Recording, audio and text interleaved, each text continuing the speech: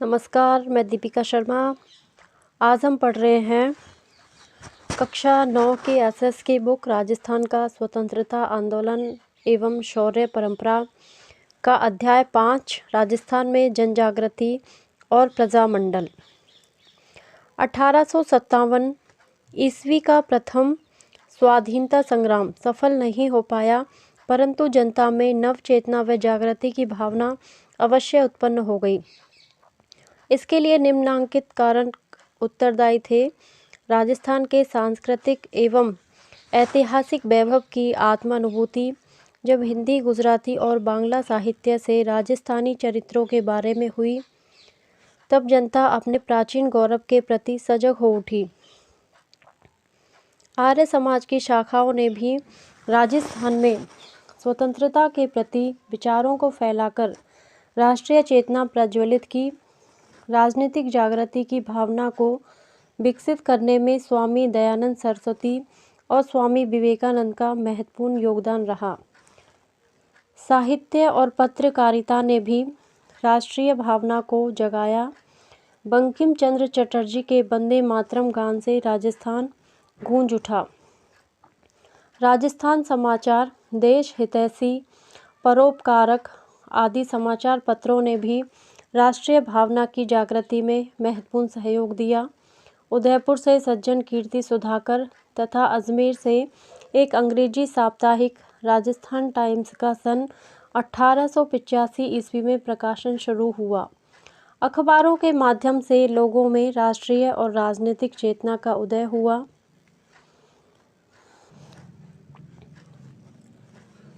छप्पनिया के भीषण अकाल के समय अंग्रेजों की ओर से जो उपेक्षा बढ़ती गई, उसके कारण अंग्रेजों के प्रति विरोध का वातावरण बना। अतः जनता के मन में स्वतंत्रता प्राप्ति के विचार बनने आरंभ हो गए। एडवर्ड सप्तम के राज्य आरोहण समारोह के समय उदयपुर के महाराणा फतेह सिंह को आमंत्रित किया गया। इसमें शामिल होने के लिए उन्होंने दिल्ली प्रस्थान किया। तभी उन्हें रास्ते में शाहपुरा के क्रांतिकारी केसरी सिंह बारठ ने चेतावनी रा चुंगटिया नामक एक रचना भेंट की। उससे उनमें आत्मसम्मान की भावना जागी और उन्होंने दिल्ली दरबार के समारोह में शामिल न होने का निश्चय किया। महाराणा के इस कार्य से राजस्थान की जनता में एक नव चेतना की लहर दौड़ गई। अंग्रेजों की आर्थिक नीतियों के कारण राजस्थान का आर्थिक जीवन अस्त व्यस्त हो गया। बेरोजगारी की स्थिति उत्पन्न हो गई। असंतोष का वातावरण उत्पन्न हो गया। 1885 ईस्वी में भारतीय राष्ट्रीय कांग्रेस की स्थापना हुई। 1887 ईस्वी में गवर्नमेंट कॉलेज अजमेर के छात्रों ने कांग्रेस कमेटी का गठन किया। आगे चलकर जनता में राष्ट्रीय भावना उत्पन्न हुई, जो निरंतर बलवती होती गई। 1888 ईस्वी में कांग्रेस के इलाहाबाद अधिवेशन में अजमेर के गोपीनाथ माथुर, किशनलाल और हरविलास सारदा राजस्थान के प्रतिनिधि बनकर गए।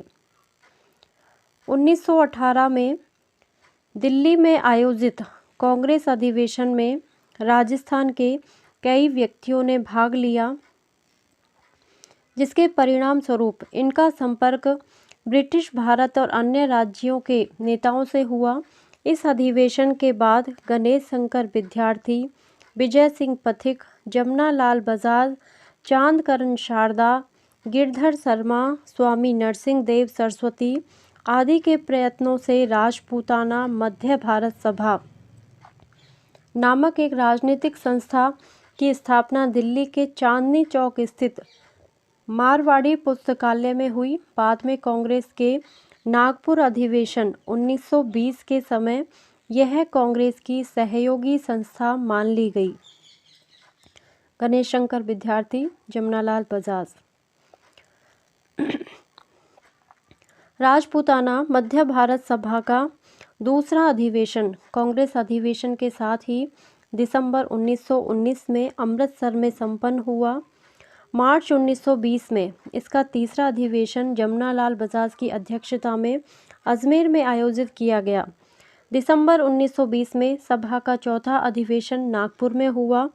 भारतीय राष्ट्रीय कांग्रेस का अधिवेशन भी इस समय नागपुर में हो रहा था। सभा के अध्यक्ष नरसिंह चिंतामणि केलकर निर्वाचित हुए थे, किंतु कुछ कारणों से वे नागपुर नहीं पहुंच पाए। अतः जयपुर के गणेश नारायण सोमाणी को सर्वसम्मति से सभापति चुना गया। अधिवेशन में एक प्रदर्शनी भी लगाई गई जिसमें राजस्थान के कृषकों की दयनीय स्थिति दर्शाई गई थी। राजस्थानी जनता का आह्वान अब कांग्रेसी नेताओं तक पहुंचा।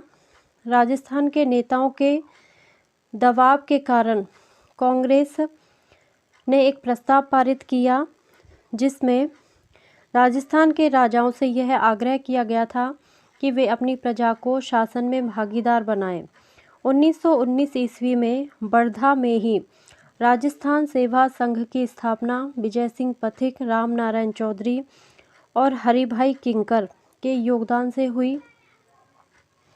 इस संघ का मुख्य उद्देश्य जनता की समस्याओं का निवारण करना था।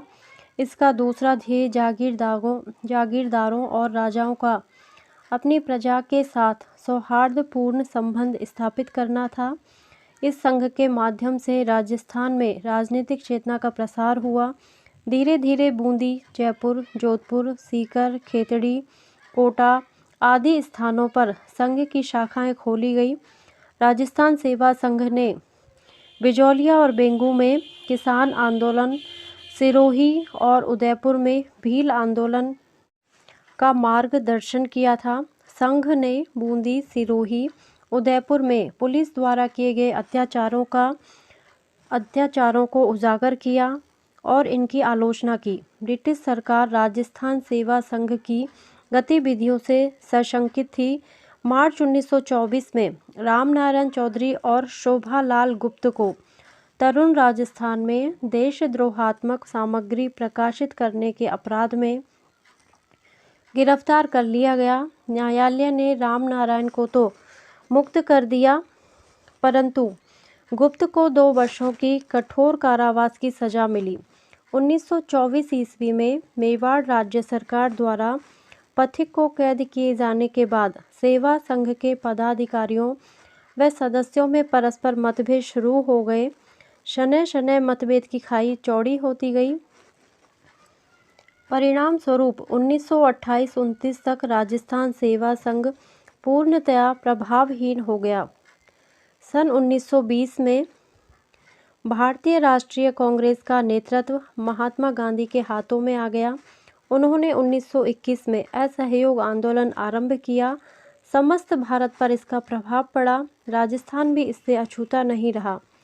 यहाँ भी लोगों में देश प्रेम की भावना जागृत हुई और राज्यों में निरंकुश शासन के प्रति तीव्र रोष उत्पन्न हुआ। जोधपुर में एक सत्याग्रही भंवरलाल सर्राफ हाथ में तिरंगा झंडा लेकर शहर में घूमे। झंडे के एक ओर महात्मा गांधी और दूसरी ओर स्वराज लिखा था।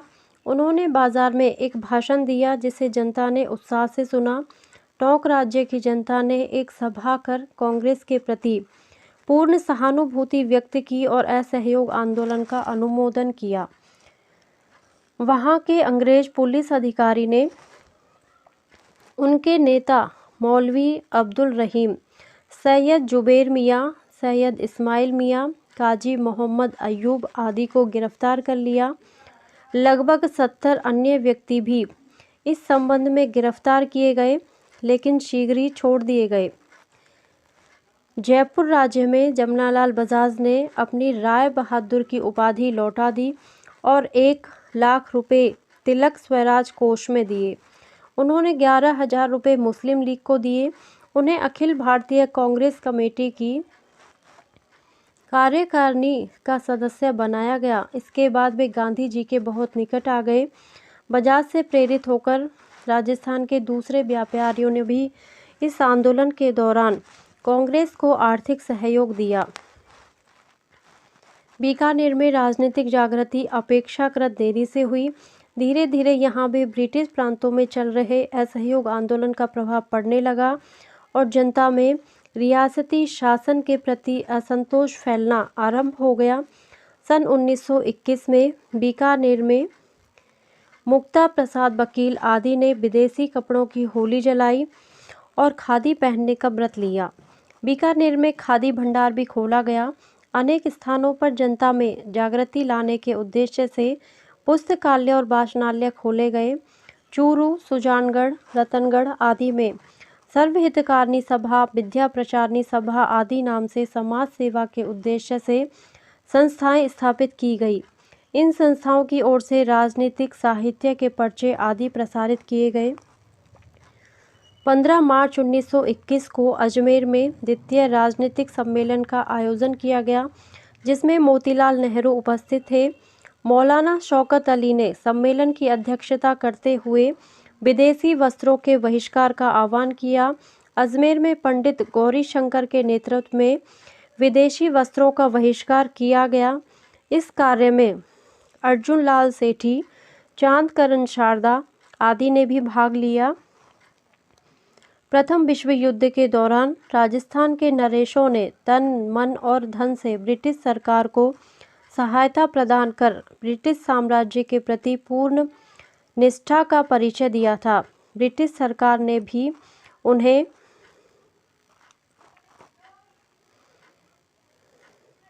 अपना विश्वसनीय सहयोगी तथा युद्ध संचालन में भागीदार बनाया। बीकानेर के महाराजा गंगा सिंह को साम्राज्यिक युद्ध मंत्रिमंडल और साम्राज्यिक युद्ध सम्मेलन का सदस्य मनोनीत किया गया। उन्हें जर्मनी से संधि वार्ता में भाग लेने के लिए भारत का प्रतिनिधित्व करने हेतु पेरिस भेजा गया। विश्व युद्ध की समाप्ति के बाद वायसराय की अध्यक्षता में नरेंद्र मंडल की स्थापना की गई, जहां देशी राजा अपने राज्यों और भारत सरकार से संबंधित समस्याओं पर विचार विमर्श कर सकते थे। इसके साथ ही ब्रिटिश सरकार द्वारा देशी राजाओं को संकेत दिया गया कि राष्ट्रवादी मध्यम वर्गीय लोग, किसान, मजदूर आदि समाज की निम्न स्तर की उभरती शक्ति ब्रिटिश सरकार और देशी नरेशों के लिए समान रूप से अशांति और खतरा उत्पन्न करने का कारण बन सकती है। ब्रिटिश प्रशासकों ने मेवाड़ के बिजौलिया ठिकाने में किसान पंचायतों की स्थापना पर गौर किया और उनकी आत्मनिर्भरता की तुलना रूसी सोवियतों से की और बिजौलिया किसान आंदोलन के सूत्रधार पथिक को बोल्शेविक यानी कि विप्लववादी कहा।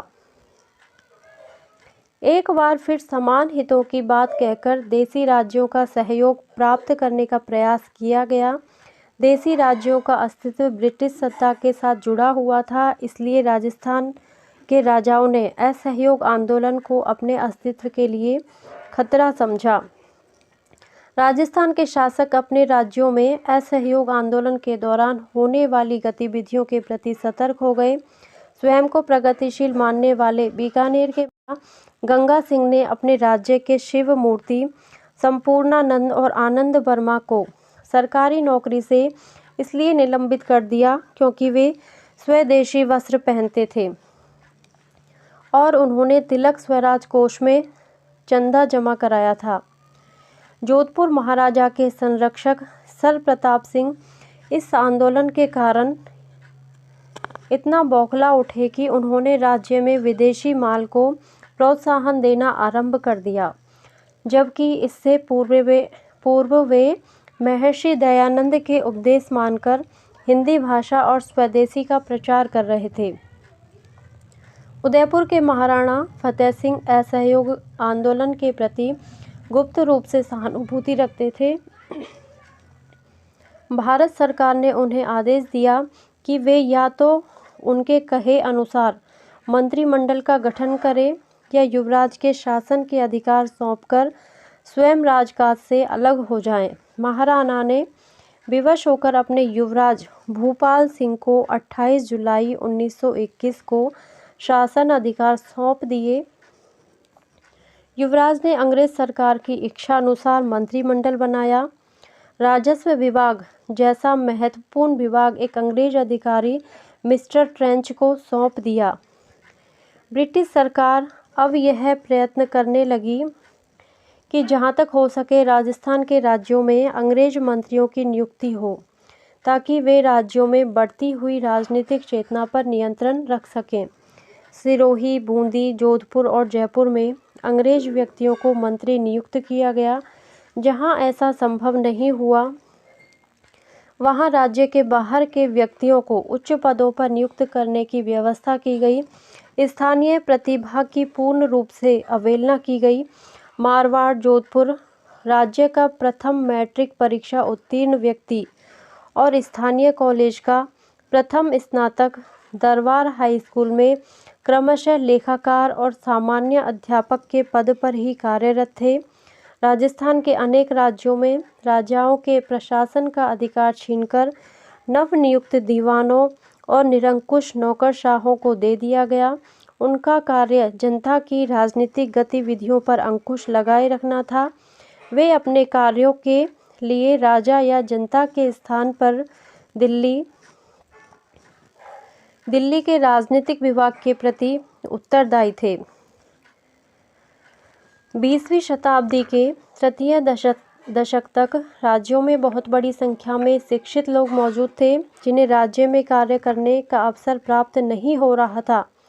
परिणाम स्वरूप उनमें असंतोष फैल गया।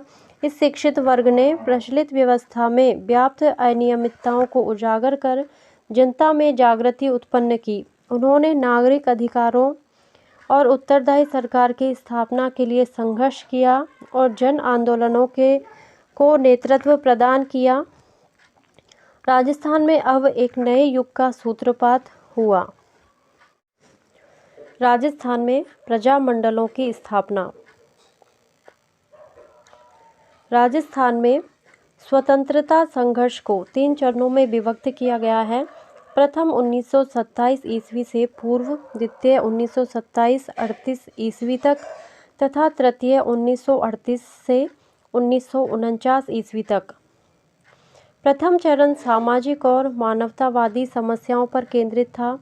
द्वितीय चरण में 1927 ईस्वी में all India states people's Congress की स्थापना हुई।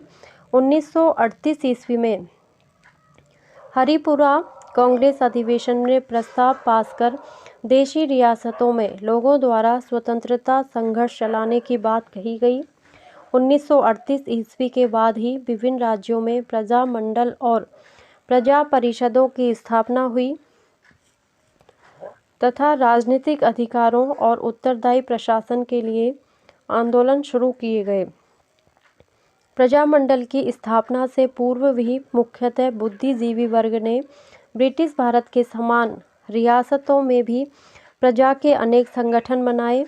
ऐसे संगठनों में 1918 ईस्वी में राजपूताना मध्य भारत सभा, 1919 ईस्वी में राजस्थान सेवा संघ तथा 1920 ईस्वी में अखिल भारतीय देशी लोक परिषद की स्थापना हुई। इन संगठनों के माध्यम से स्वतंत्रता आंदोलन में तीव्रता आई।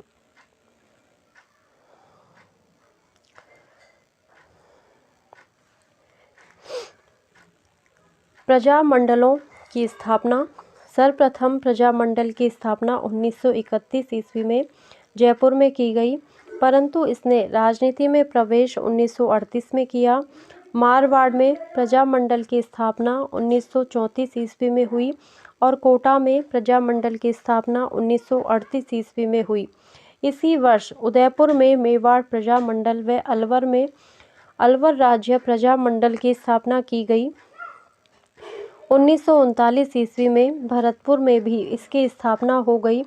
बूंदी ने प्रजामंडल की स्थापना कोटा से 6 वर्ष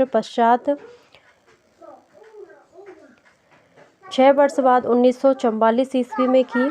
1945 ईस्वी में जैसलमेर प्रजामंडल की स्थापना की गई। 1933 ईस्वी में सिरोही लोक परिषद की स्थापना मुंबई में की गई और बीकानेर में लोक परिषद की स्थापना 1936 ईस्वी में की। जोधपुर में जन आंदोलन। राजस्थान का जन आंदोलन सर्वप्रथम जोधपुर से प्रारंभ हुआ।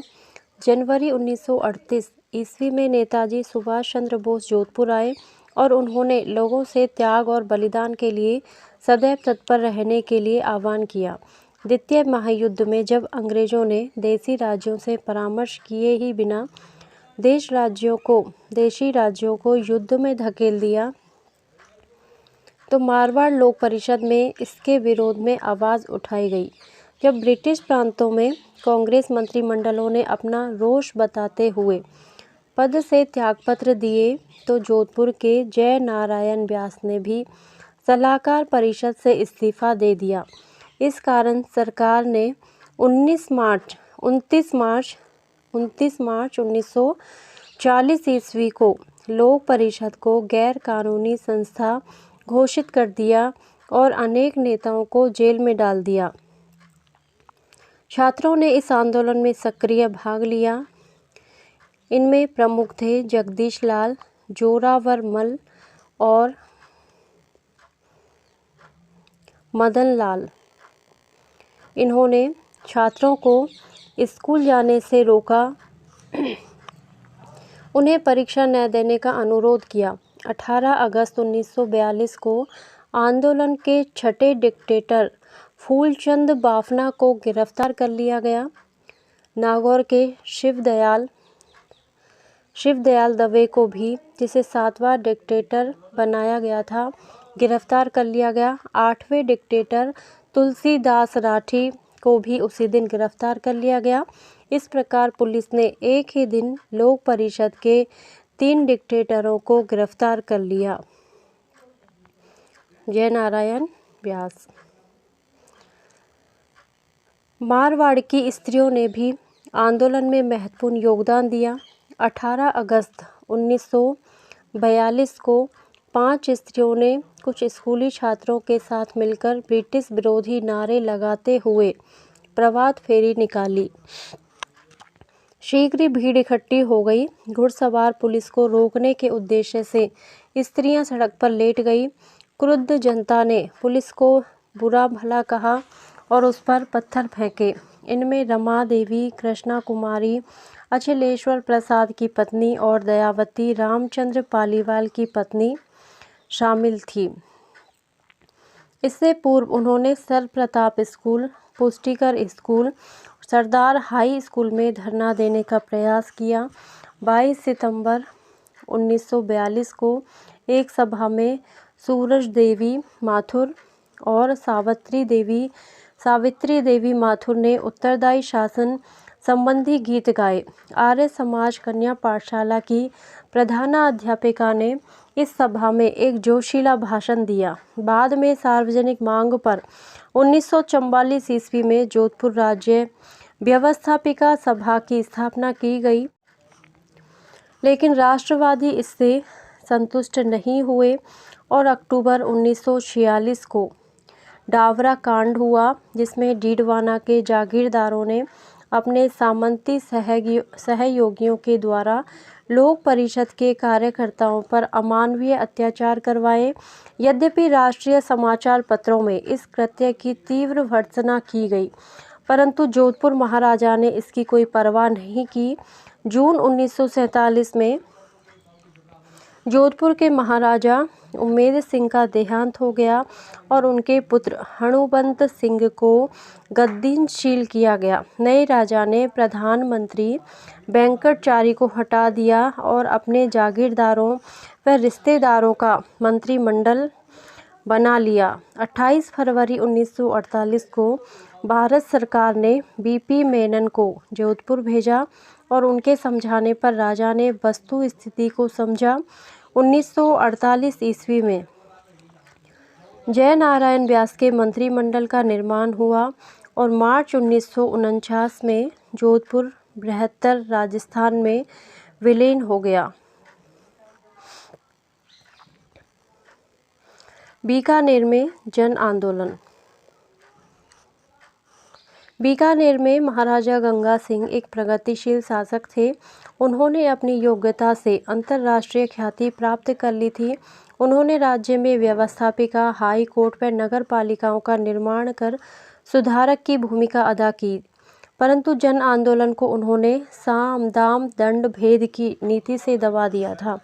बीकानेर में जन जागृति लाने वाले में चूरू के स्वामी गोपाल दास सर्वप्रथम थे। रियासती शासन ने बीकानेर षड्यंत्र केस में स्वामी गोपाल दास व उनके 8 साथियों को फंसा दिया और जेल में अनेक यातनाएं दी। मघाराम वैद ने राजा के आतंक के कारण कलकत्ता जाकर बीकानेर प्रजामंडल की स्थापना की। 1943 ईस्वी में गंगा सिंह की मृत्यु हो गई। उनके बाद शार्दुल सिंह राजा बने। पिता की तरह पुत्र ने भी दमन चक्र चालू रखा, परंतु 1947 ईस्वी के बाद राजा बदलते समय को पहचान गए और 1947 ईस्वी में बीकानेर एक्ट पास कर द्विसदनीय व्यवस्थापिका राज्यसभा तथा धारा सभा की स्थापना की। इसके अतिरिक्त लोक सेवा आयोग, हाई कोर्ट का भी गठन किया गया। जनता को कतिपय मौलिक अधिकार भी प्रदान किए गए। अप्रैल 1947 में बीकानेर ने केंद्रीय संविधान सभा में प्रतिनिधि भेजे। बीकानेर ने बृहद राजस्थान में शामिल होने में कोई अड़चन पैदा नहीं की। लंबे इंतजार के बाद दिसंबर 1947 में बीकानेर संविधान अधिनियम जनता के लिए प्रकाशित कर दिया गया।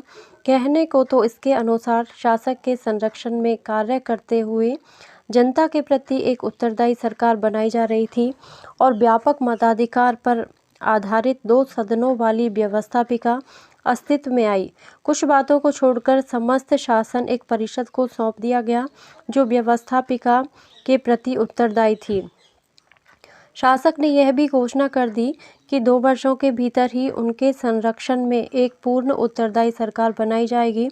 जनवरी 1948 में महाराजा ने सभी राजनीतिक बंदियों को रिहा कर दिया। प्रजा परिषद के कार्यकर्ताओं ने एक सभा में घोषणा की कि नया संविधान स्वीकार करने योग्य नहीं है।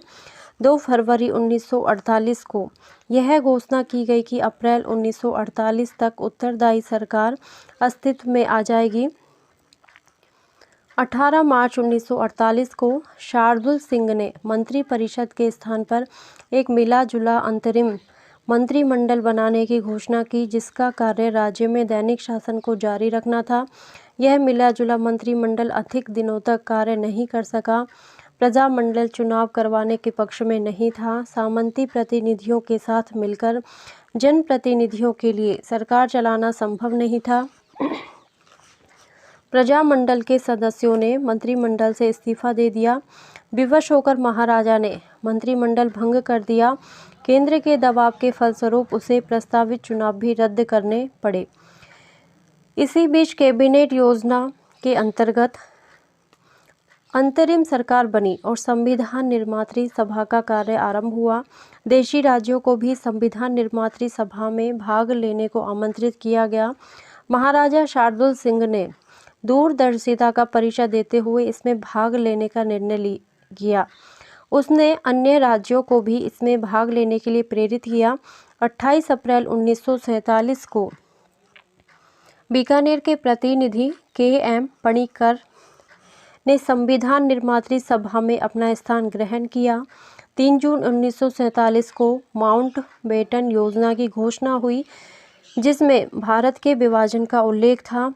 देशी नरेशों के समक्ष अब यह विकल्प था कि वे स्वतंत्र रहें या भारतीय संघ या पाकिस्तान में सम्मिलित हों। महाराजा शार्दुल सिंह ने बीकानेर राज्य को भारतीय संघ में सम्मिलित करने का निर्णय किया। जैसलमेर में जन आंदोलन। जैसलमेर एक ऐसा राज्य था जहां जन चेतना का नितांत अभाव था। इसका मूल कारण यह था कि जैसलमेर में कम जनसंख्या थी। इसका अधिकांश भाग मरुभाग था। यातायात के साधनों का अभाव था और संचार माध्यम भी विकसित नहीं थे। यहाँ के राजा ने जन आकांक्षाओं को अधिक दबा रखा था। यही कारण है कि पहला समाचार पत्र विजय 1920 ईस्वी में प्रारंभ हुआ और 1932 ईस्वी में माहेश्वरी समाज नवयुवक मंडल का गठन किया गया। राजा ने इस पत्र पर प्रतिबंध लगाकर इसके मंत्री को जेल में डाल दिया। सागरमल गोपा ही ऐसे पहले व्यक्ति थे जिन्होंने निरंकुश शासन के विरुद्ध जनता में जागृति पैदा की, परंतु वे रियासती शासन के आतंक व अत्याचार के शिकार हुए। सागरमल अपनी व्यथा का वृत्तांत निरंतर जय नारायण व्यास, शेख अब्दुल्ला और जवाहरलाल नेहरू को भेजते रहे। सागरमल गोपा को 4 अप्रैल 1946 को जेल में ही जलाकर मार डाला। इसके बाद मीठालाल व्यास ने जैसलमेर प्रजामंडल की स्थापना का साहस किया, परंतु राजा के आतंक से बचने के लिए इसकी स्थापना जोधपुर में की गई। 28 मई को जय नारायण व्यास, मीठालाल ने जैसलमेर में जुलूस निकाला और एक विशाल आम सभा का आयोजन किया। अंत में जैसलमेर भी बृहद राजस्थान में शामिल हो गया। मेवाड़ में जन आंदोलन। मेवाड़ राज्य में जन जागृति का सूत्र पहले ही बिजौलिया सत्याग्रह और बेंगू किसान आंदोलन के रूप में हो चुका था। अप्रैल 1938 में माणिक्यलाल वर्मा ने मेवाड़ प्रजामंडल की स्थापना की। मेवाड़ के तत्कालीन प्रधानमंत्री धर्मनारायण ने इसे गैर कानूनी संस्था घोषित कर दिया और माणिक्यलाल वर्मा को मेवाड़ छोड़कर चले जाने का आदेश दे दिया। इस पर माणिक्यलाल वर्मा अजमेर चले गए और अपनी गतिविधियों का संचालन वहां रहकर करने लगे, लेकिन मेवाड़ की सरकार ने फरवरी 1939 में गतिविधियों का संचालन 1939 में माणिक्यलाल वर्मा को देवली से जबरदस्ती उठा लिया और उन्हें यातनाएं ही नहीं दी, अपितु मुकदमा चलाकर जेल में डाल दिया। फरवरी 1941 में प्रजामंडल पर से प्रतिबंध हटा दिया गया। नवंबर 1941 में प्रजामंडल का प्रथम अधिवेशन माणिक्यलाल वर्मा के सभापतित्व में बड़ी धूमधाम के साथ हुआ। इस अवसर पर आचार्य जेवी कृपलानी और विजय लक्ष्मी पंडित भी आई और खादी व ग्रामोद्योग प्रदर्शनी का आयोजन भी किया। मेवाड़ हरिजन सेवा संघ की भी स्थापना की गई और इसका कार्यभार मोहनलाल सुखाड़िया को सौंपा गया। इस प्रकार भील, मीना और आदिवासियों के कल्याण का कार्य बलवंत सिंह मेहता के सुपुर्द किया गया। अगस्त 1942 में जब महात्मा गांधी ने भारत छोड़ो आंदोलन चलाया तो प्रजामंडल को फिर गैर कानूनी संस्था घोषित कर दिया गया। इसके संबंध नेताओं को गिरफ्तार कर दिया गया। दिसंबर 1945 में मेवाड़ प्रजामंडल के निमंत्रण पर अखिल भारतीय देशी लोक परिषद का 7वां अधिवेशन उदयपुर में हुआ, जिसमें 435 प्रतिनिधियों ने भाग लिया। इस सम्मेलन की अध्यक्षता पंडित जवाहरलाल नेहरू ने की। धीरे धीरे देश के वातावरण के साथ मेवाड़ में भी परिवर्तन आने लगा। महाराणा ने उत्तरदायी शासन की मांग को आंशिक रूप से स्वीकार करते हुए मेवाड़ को नया संविधान दिया, जिसका प्रारूप के.एम. मुंशी ने तैयार किया था। स्वतंत्रता के बाद मेवाड़ भी राजस्थान में विलीन हो गया। कोटा में जन आंदोलन। कोटा में जन जागृति का सूत्रपात लगभग 1918 ईस्वी से प्रारंभ हो गया था। कोटा निवासियों ने भी विदेशी वस्तुओं का बहिष्कार चालू कर दिया था और उनमें गांधी टोपी पहने जाने का उत्साह शुरू हो गया था। यहाँ पंडित नैनूराम शर्मा पहले व्यक्ति थे जिन्होंने राजकीय सेवा का त्याग कर सार्वजनिक जीवन में प्रवेश किया था। वे विजय सिंह पथिक द्वारा स्थापित राजस्थान सेवा संघ के सक्रिय सदस्य बन गए। उन्होंने सर्वप्रथम बेगार प्रथा के विरुद्ध कोटा में आंदोलन चलाया और 1934 ईस्वी में हाड़ौती प्रजामंडल की स्थापना की। फिर इनके साथ पंडित नैनूराम अभिन्न हरि भी हो गए। किनके साथ? नैनूराम के साथ पंडित अभिन्न हरि भी हो गए। दोनों मिलकर सरकार से उत्तरदायी सरकार बनाने का आग्रह किया। अभिन्न हरि मांगरोल के रहने वाले थे, इसलिए उन्होंने यह 1939 ईस्वी में कोटा राज्य प्रजामंडल की स्थापना वहाँ की।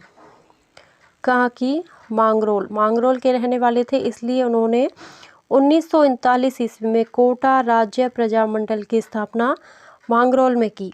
इसकी अध्यक्षता पंडित नैनूराम ने की। प्रजामंडल का अधिवेशन आयोजित किया गया। इस अधिवेशन की अध्यक्षता पंडित अभिन्न हरि ने की। इस सम्मेलन में विजय सिंह पथिक भी भाग लेने आए।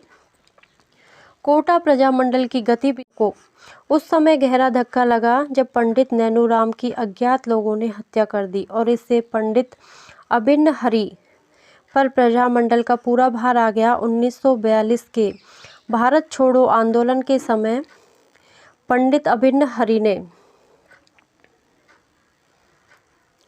आंदोलन छेड़ दिया।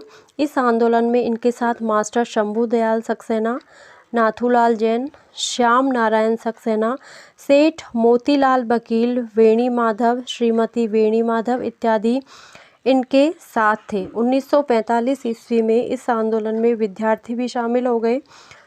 उन्होंने जुलूस निकाले, आम सभाएं आयोजित की। प्रदर्शनकारियों पर लाठीचार्ज हुआ, लेकिन शहर ने शहर कोतवाली पर कब्जा कर तिरंगा झंडा फहरा दिया। कोटा की शहर पनाह के फाटक बंद कर दिए गए। शहर में आने वाली सब सड़कों पे गड्ढे खोद दिए गए ताकि बाहर से कोई मदद न आ सके। कोटा के दीवान सर हरिलाल घोसलिया और आईजी पुलिस संत सिंह आंदोलन को कुचल देना चाहते थे, परंतु कोटा के महाराव भीम सिंह ने पलायथा के सर ओमकार सिंह के माध्यम से जनता से 16 अगस्त 1945 को समझौता कर लिया। बाद में प्रधानमंत्री और आईजी पुलिस को भी दरबार ने हटा दिया। इस आंदोलन के बाद प्रजामंडल के झंडे के नीचे कोटा के सामंत, नागरिक, किसान, मजदूर और छात्र सब आ गए। जब देश आज़ाद हुआ तो कोटा के महाराव भीम सिंह ने राजस्थान के विलीनीकरण की प्रक्रिया में महत्वपूर्ण योगदान दिया और इसी कारण वे पूरे राजस्थान के उपराष्ट्र प्रमुख बने। बूंदी में जन आंदोलन। बूंदी में भी कोटा की भांति राजनीतिक जागृति के लक्षण पहले से ही दिखाई दे रहे थे।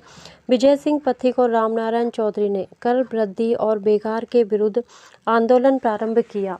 पुलिस ने किसानों पर अपना दमन चक्र चालू किया और नमाणा ग्राम में बहुत अत्याचार किए, जिससे आंदोलन में और तेजी आ गई। बूंदी के महाराव ईश्वरी सिंह ने आंदोलन को दबाने का भरसक प्रयत्न किया। 1931 ईस्वी में कांतिलाल की अध्यक्षता में बूंदी प्रजामंडल की स्थापना की गई।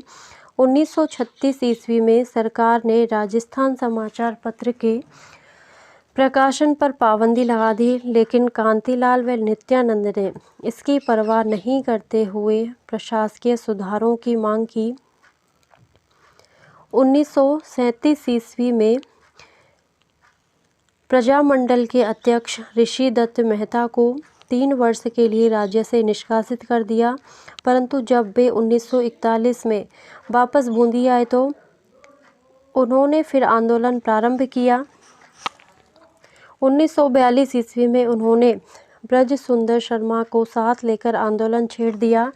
समय की मांग के अनुसार महाराव ईश्वरी सिंह में भी परिवर्तन आया और उन्होंने संविधान निर्मात्री सभा की नियुक्ति कर दी। भारत आज़ाद होने पर बूंदी भी बृहद राजस्थान में विलीन हो गया। जयपुर में जन आंदोलन। जयपुर में जन जागृति के कार्य का श्री गणेश अर्जुनलाल सेठी ने किया। उनके बाद जमनालाल बजाज ने 1927 में चरखा संघ की स्थापना की। 1931 ईस्वी में कर्पूर चंद पाटनी ने जयपुर प्रजामंडल की स्थापना की।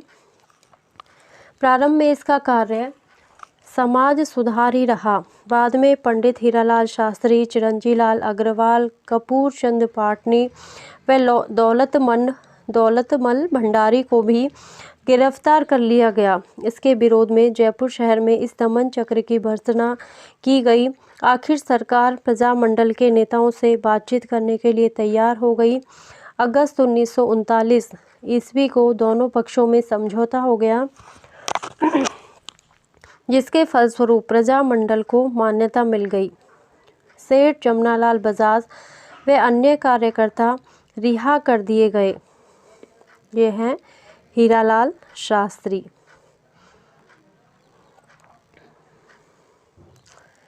1940 ईस्वी में पंडित हीरालाल शास्त्री प्रजामंडल के अध्यक्ष निर्वाचित हुए। उन्होंने राज्य भर में प्रजामंडल की शाखाएं खोल दी। 1941 ईस्वी नवंबर में प्रजामंडल का तीसरा अधिवेशन हुआ। 1942 के भारत छोड़ो आंदोलन के समय जयपुर में आंदोलन छेड़ा गया तो जयपुर महाराज ने उत्तरदायी सरकार की मांग को स्वीकार कर लिया। अब जयपुर में आंदोलन का कोई औचित्य ही नहीं रहा। इस समय प्रजामंडल में दो वर्ग हो गए थे। एक वर्ग अपने आप को अखिल भारतीय आंदोलन के साथ रखना चाहता था और दूसरा, जिसका नेतृत्व शास्त्री जी कर रहे थे, आंदोलन के पक्ष में नहीं था, परंतु बाबा हरिश्चंद्र के गुट के दबाव में सितंबर 1942 को हीरालाल शास्त्री ने प्रधानमंत्री सर मिर्जा इस्माइल को आंदोलन छेड़ने का अल्टीमेटम दे दिया। इस पर प्रधानमंत्री ने शास्त्री जी को वार्तालाप के लिए आमंत्रित किया। दोनों में बातचीत के बाद निम्न समझौता हो गया। युद्ध के लिए राज्य सरकार जनधन की सहायता नहीं देगी। प्रजामंडल को राज्य में शांतिपूर्वक युद्ध विरोधी अभियान चलाने की स्वतंत्रता होगी। ब्रिटिश प्रांतों से आने वाले किसी आंदोलनकारी को प्रवेश करने में नहीं रोका जाएगा। जनता को उत्तरदायी शासन देने के लिए राज्य शीघ्र अतिशीघ्र कार्रवाई करेगा। प्रजामंडल महाराजा के विरुद्ध किसी प्रकार की सीधी कार्रवाई नहीं करेगा। इस समझौते के फलस्वरूप जनसाधारण में आंदोलन करने की प्रेरणा समाप्त प्राय हो गई। शास्त्री समझौते के बावजूद आज़ाद मोर्चे के नेताओं ने आंदोलन चलाया, परंतु गिरफ्तार कर लिए गए। 1945 ईस्वी में जवाहरलाल नेहरू जयपुर आए तो आज़ाद मोर्चे का प्रजामंडल में विलीनीकरण हो गया। अक्टूबर 1942 में महाराजा ने एक समिति का गठन किया, जिसका कार्य संवैधानिक सुधारों का सुझाव देना था। इस समिति ने 2 वर्ष प्रतिवेदन प्रस्तुत किया।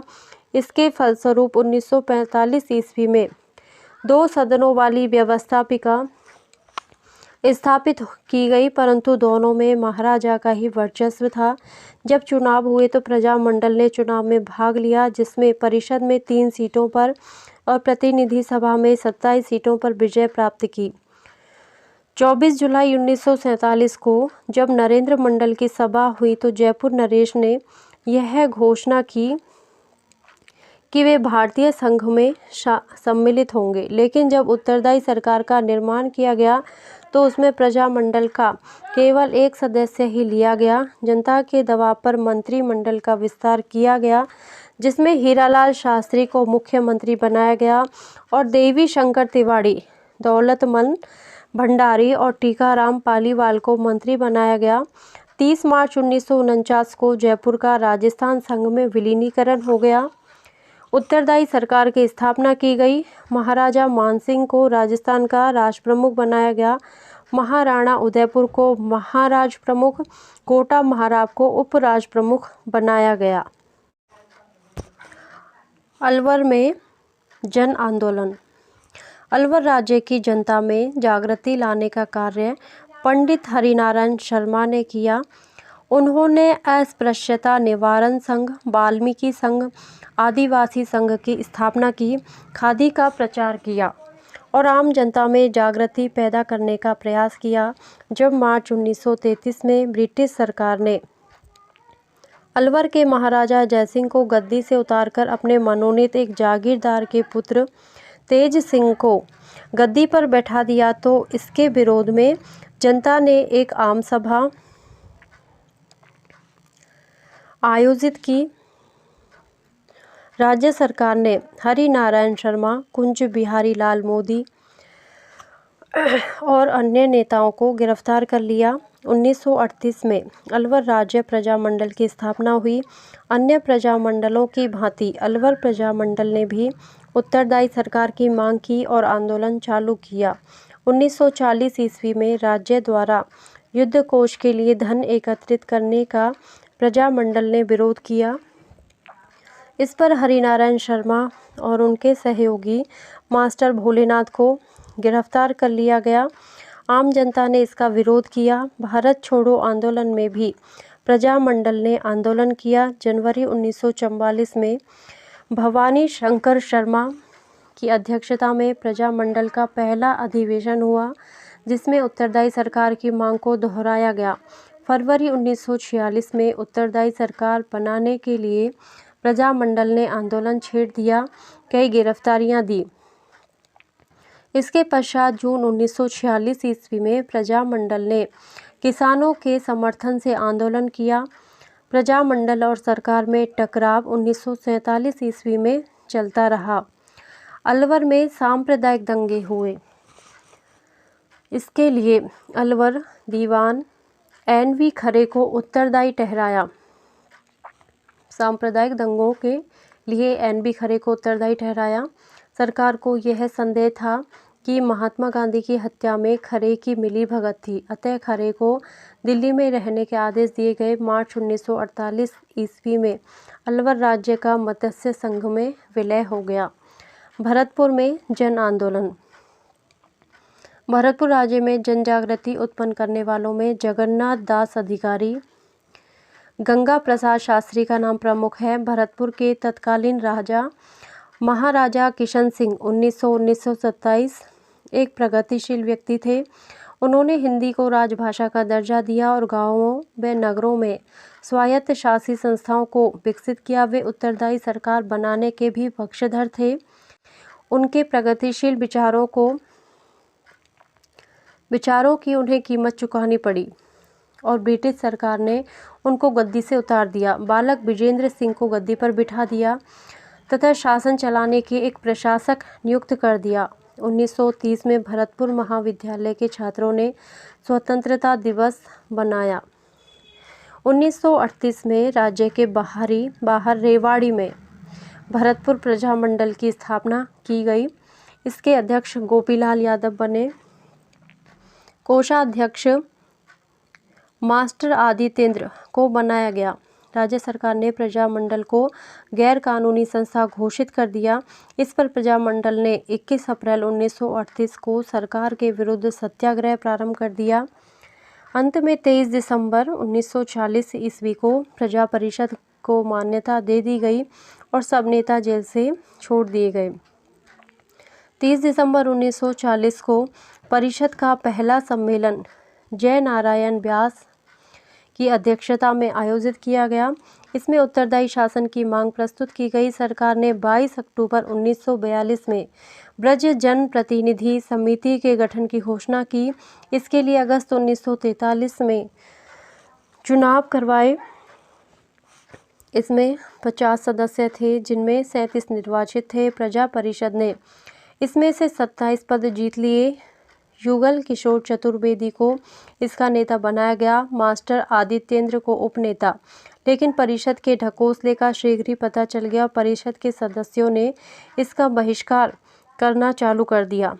प्रजा परिषद का दूसरा अधिवेशन 23 मई 1945 को बयाना में आयोजित किया गया और फिर उत्तरदायी शासन की मांग रखी गई।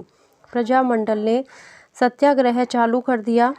राज्य सरकार ने सब नेताओं को गिरफ्तार कर लिया। 14 जनवरी 1947 को बायसराय, बेवेल व बीकानेर के महाराजा शार्दुल सिंह भरतपुर आए।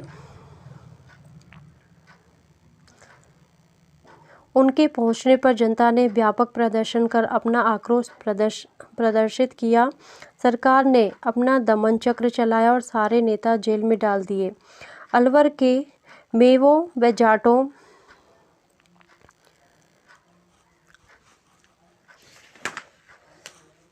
में दंगे भड़क उठे। मेव और जाटों में दंगे भड़क उठे। 15 अगस्त 1947 को जब भारत आज़ाद हुआ तो भरतपुर सांप्रदायिक की आग में जल रहा था। 18 मार्च 1948 को भरतपुर राज्य को मत्स्य संघ में विलीन कर दिया गया। धौलपुर जन आंदोलन। धौलपुर में जन चेतना का कार्य स्वामी श्रद्धानंद ने 1918 ईस्वी में प्रारंभ कर दिया। 1936 में पंडित कृष्णदत्त पालीवाल ने धौलपुर प्रजा मंडल की स्थापना की।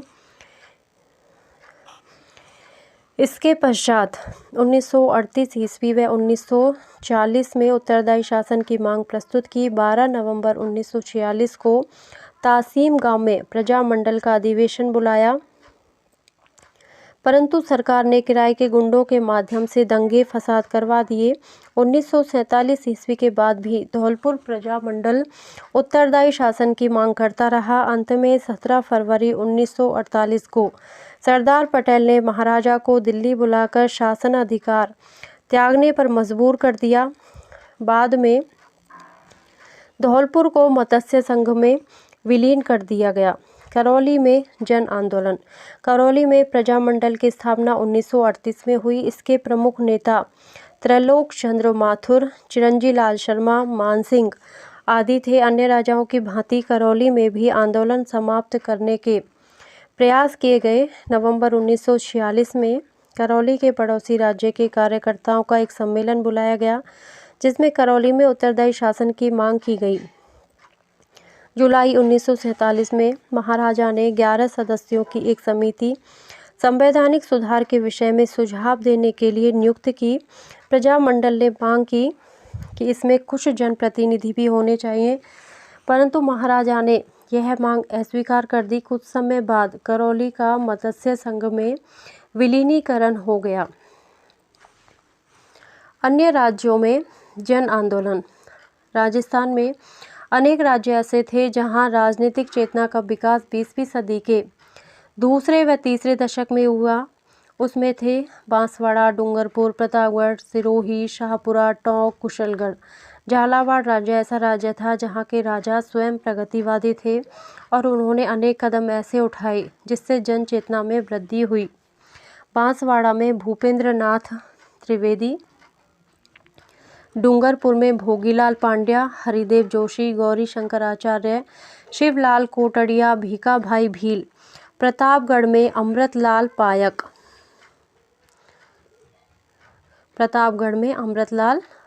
पायक, चुन्नीलाल प्रभाकर। सिरोही में गोकुल भाई भट्ट आदि ने जन चेतना लाने में अथक प्रयास किए और प्रजा मंडलों की स्थापना की। डूंगरपुर के भोगीलाल पांड्या ने भीलों, चमारों और अन्य पिछड़ी जातियों में शिक्षा द्वारा जनजागृति लाने का प्रयास किया। सेवा संघ के कुरीतियां और अंधविश्वासों को दूर किया गया। उन्हीं के प्रयासों से 1945 में डूंगरपुर प्रजा मंडल की स्थापना हुई। बांसवाड़ा में भील बाहुल्य इलाके में भूपेंद्र नाथ त्रिवेदी ने जनजागृति पैदा की। स्वतंत्रता प्राप्ति के बाद सभी राज्यों का बृहद राजस्थान में विलय हो गया। प्रजा मंडलों का मूल्यांकन। राजस्थान में प्रजा मंडलों या लोक परिषदों का जन जागृति करने में महत्वपूर्ण योगदान रहा है।